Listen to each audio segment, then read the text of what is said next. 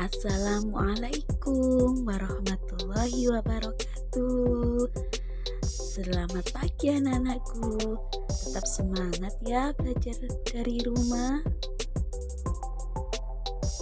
Bagaimana kabar kalian hari ini? Bu Guru harapkan kalian semua dalam keadaan sehat walafiat.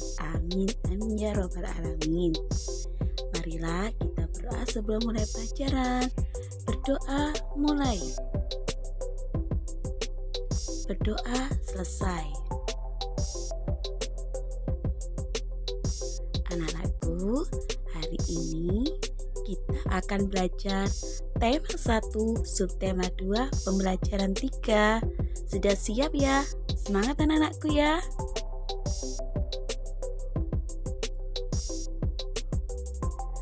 Ayo mengamati.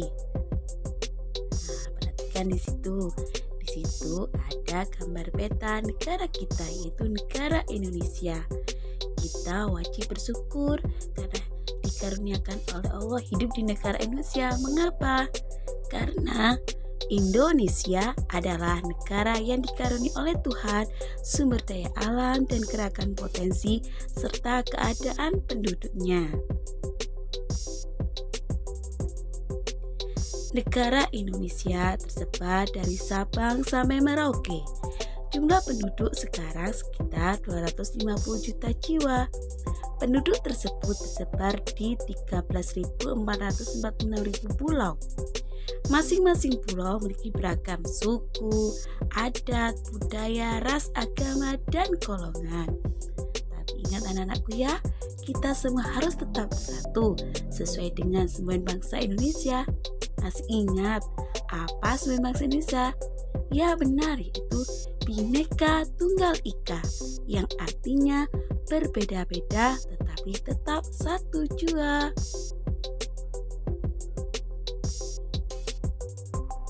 Nah, ayo amati. Kita akan belajar yang pertama, peta persebaran kepadatan penduduk. Perhatikan anakku di situ. Yang kamu amati, peta di situ berbagai macam warna anakku ya. Ada warna merah, warna jingga, warna hijau muda, warna hijau tua. Nah, di situ warna merah menunjukkan kepadatan penduduk sekitar berjumlah kurang lebih 1.200 km. Itu jumlah orangnya. Di mana itu letaknya anakku? Ya betul, di Pulau Jawa, tempat tinggal kita anakku ya. Wah, berarti padat sekali penduduk Pulau Jawa. Selanjutnya ada Pulau Sumatera, itu Sumatera Utara. Penduduknya agak jarang, sekitar 100-110 orang dalam kilometer persegi. Di Pulau Kalimantan, agak hijau muda, sekitar hampir 50-100 orang dalam kilometer persegi. Ini penduduk yang paling jarang anak-anakku. Ya betul, di Pulau Papua hampir penduduknya kurang lebih 10 km persegi. Wah, berarti jarang sekali ya Bu Dewi ya. Iya betul anakku. Jadi persebaran penduduk, kepadatan penduduk di Indonesia masing-masing daerah berbeda. Berarti kalian dari sini akan tahu bahwa penduduk yang paling padat menempati di pulau mana? Ya betul, di Pulau Jawa. Selanjutnya, ayo mengamati. Kita akan belajar peta persebaran suku bangsa di Indonesia. Kita tahu Indonesia mempunyai beragam suku bangsa. Nah, perhatikan peta berikut. Pulau-pulau besar Indonesia seperti Pulau Sumatera, Pulau Kalimantan, Pulau Sulawesi, Kepulauan Maluku, Pulau Jawa, Pulau Bali, dan Nusa Tenggara, serta Pulau Papua. Masing-masing didudui beberapa suku bangsa. Seperti kita yang hidup di Pulau Jawa, ada suku Betawi, suku Jawa, suku Sunda, suku Tengger, dan suku Baduy. Khususnya kita yang hidup di Jawa Timur, kira-kira suku apa anakku? Ya betul, yaitu suku Tengger. Coba Bu Dewi tanya, kalau suku Asmat menempati pulau mana? Ya betul, Pulau Papua. Kalau suku Bugis? Ya betul, di Pulau Sulawesi. Itulah anakku, peta persebaran suku bangsa di Indonesia. Saatnya, ayo mengamati. Sekarang kita lihat peta persebaran agama di Indonesia. Di Indonesia, agama yang diakui ada 6. 1. Agama Islam, 2. Katolik, 3. Kristen, 4. Buddha, 5. Hindu, 6. Konghucu. Perhatikan peta persebarannya. Nah, di situ anakku, agama Islam ditandai dengan warna biru, Katolik warna merah, Buddha warna kuning, Kristen warna oranye, Hindu warna ungu, Konghucu warna pink. Nah, di situ tersebar ya Bu Dewi ya. Iya betul. Untuk warna ungu itu persebaran agama apa? Agama Hindu. Menempati di mana ya? Ya betul. Di pulau apa itu anakku? Betul, Pulau Bali. Pulau Bali hampir 90% penduduknya beragama Hindu. Untuk mayoritas negara Indonesia adalah beragama Islam.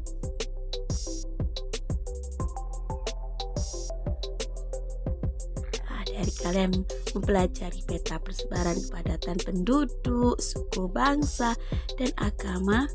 Wah, beragam sekali ya penduduk Indonesia. Untuk mengetahui keberagaman kondisi penduduk Indonesia, bisa kamu mulai dengan mengamati lingkungan tempat tinggalmu. Kamu dapat mengetahuinya dengan melakukan wawancara dengan orang tua atau perangkat desa. Kamu tanyakan berapa luas wilayahnya, berapa jumlah penduduknya. Bisa kamu lakukan wawancara. Nah, sebelum memulai wawancara, lakukan dulu berbagai persiapan. Di antaranya, 1. Tentukan waktu dan tempat wawancara. 2. Tentukan korespondennya. 3. Tentukan tugas masing-masing anggota. 4. Siapkan peralatan. 5. Susunlah pertanyaan-pertanyaan dengan baik. Jadi, jika kalian melakukan sebuah wawancara dan tempat tinggalmu, persiapkan hal-hal berikut itu ya anak-anakku ya.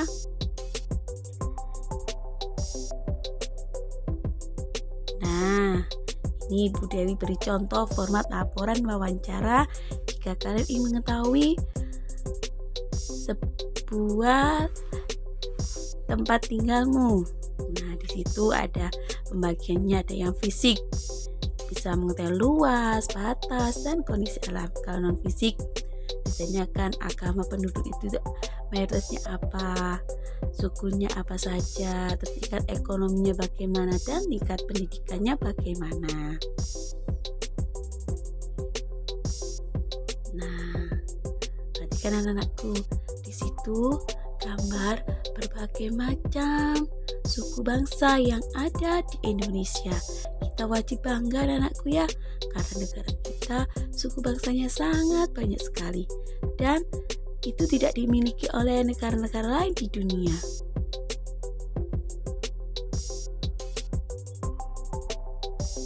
Keragaman di Indonesia tidak membuat bangsa kita menjadi terpecah belah, tapi tetap satu dengan berdasarkan nilai-nilai luhur Pancasila. Itu yang paling penting anak-anakku. Dengan berbagai macam keragaman, kita tetap bersatu agar negara Indonesia tetap kuat. Dengan tetap kita melakukan sikap yang sesuai nilai-nilai luhur Pancasila. Nah, perhatikan di sini. Pancasila terdiri dari 5 sila. Perhatikan nilai luhur dari setiap sila. Sila pertama misalnya bebas menurut agama dan menjalankan ibadah, rajin beribadah. Itu contoh nilai luhur dari sila pertama. Dari sila kedua, apa contohnya? Berteman tanpa membeda-bedakan latar belakangnya, tidak berpihak, menyenguk orang yang sakit. Dari sila ketiga, gotong royong, kerja kelompok, mempelajari budaya dari daerah lain. Dari sila keempat, mengadakan pemilu, musyawarah untuk mufakat, pemilihan kepala desa, tidak memaksakan kehendak dan pendapat kepada orang lain. Kalau dari sila kelima, memiliki kedudukan yang sama di muka hukum, melaksanakan pembangunan dan menikmati hasil-hasil pembangunan nasional secara bertanggung jawab. Kuharapkan kalian sebagai penerus bangsa dalam bersikap sesuai dengan nilai-nilai luhur dari Pancasila. Nah, Bu Guru tidak ingin kalian melakukan hal ini. Ini beberapa contoh perilaku yang tidak mencerminkan nilai-nilai Pancasila.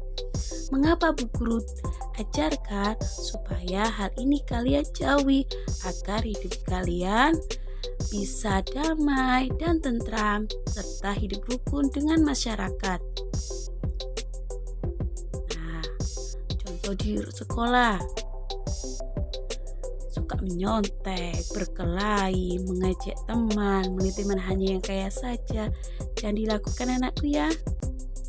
Kalau di rumah, tidak melaksanakan ibadah sesuai agamanya, membantah orang tua, berbohong, bermalas-malasan. Nah, itu harus dijauhi. Kalau di masyarakat, tidak mau menjenguk tetangga yang sakit, suka pamer kekayaan, melakukan kekerasan. Nah, hal ini tolong benar-benar jangan dilakukan. Sekali lagi, kenapa? Supaya hidup kalian tentram dan negara kita bisa bersatu sesuai dengan semboyan negara kita ya anak-anakku. Nah, dari penjelasan yang tadi, dari kita belajar peta, belajar nilai luhur, yang paling kita inginkan adalah negara kita menjadi negara yang sangat besar. Kita pelajari faktor-faktor yang membuat Indonesia menjadi bangsa yang besar. Apa saja itu? Yang pertama, 1. Nilai-nilai luhur yang hidup di tengah-tengah masyarakat. Yang kedua, wilayahnya yang luas dan berupa kepulauan. Memang Indonesia sangat luas. 3. Letak geografis dan strategisnya. 4. Besarnya jumlah penduduk. Indonesia jumlah penduduknya sangat banyak anakku ya. 5. Beragamnya suku, agama, ras, dan golongan, tapi kita tetap bersatu. 6. Beragamnya budaya, sosial, dan ekonomi. Anak-anakku, itulah faktor yang membuat Indonesia menjadi bangsa yang besar. Dan yang terpenting adalah bangsa yang besar adalah bangsa yang menghargai jasa-jasa para pahlawan. Anak-anakku harus tetap menghargai jasa pahlawan. Untuk sekarang kalian harus tetap semangat walaupun belajar dari rumah. Nah, sampai di sini dulu pembelajaran kita hari ini. Saya ucapkan terima kasih karena kalian sudah menonton video pembelajaran hari ini. Bu Dewi akhiri. Wassalamualaikum warahmatullahi wabarakatuh. Semangat anak-anakku belajar dari rumah.